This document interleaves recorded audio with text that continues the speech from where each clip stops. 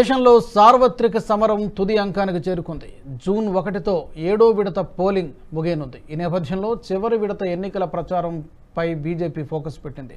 ఇటు తెలంగాణ నేతలు సైతం ఎన్నికల ప్రచారం చేసేందుకు 7వ విడతలో ఎన్నికలు జరిగే ఆయా రాష్ట్రాలకు క్యూ కట్టారు. అయితే ప్రధాని మోదీ వరుసగా 3వసారి ప్రాతినిధ్యం వహిస్తున్న వారణాసికి వెళ్లారు. ఇవాళ వారణాసిలో ప్రధాని మోదీకి మద్దతుగా ఎన్నికల ప్రచారం నిర్వహించారు. ఈ ప్రచారంలో పలువురు తెలంగాణ నేతలతో పాటు వారణాసి బీజేపీ కార్యకర్తలు పెద్ద సంఖ్యలో పాల్గొన్నారు. మరో 2 రోజుల పాటు ఈటెల రాజేందర్ అక్కడే ఉండి ఎన్నికల ప్రచార కార్యక్రమాల్లో పాల్గొనున్నారు.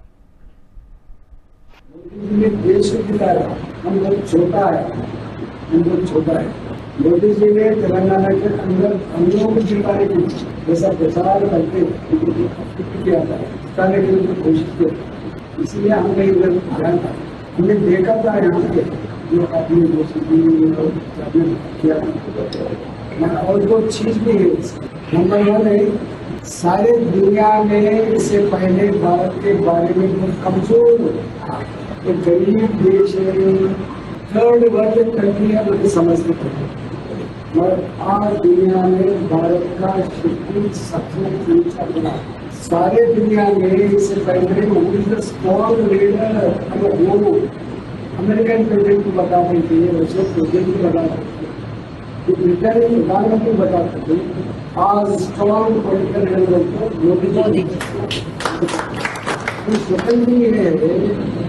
इससे पहले हमारा प्रेसिडेंट को अमेरिका ने बदनाम किया।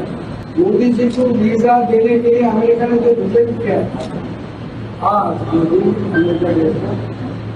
अमेरिका पार्लियामेंट के अंदर मोदी जी बात करते के तालियां बजा के मोदी बोलता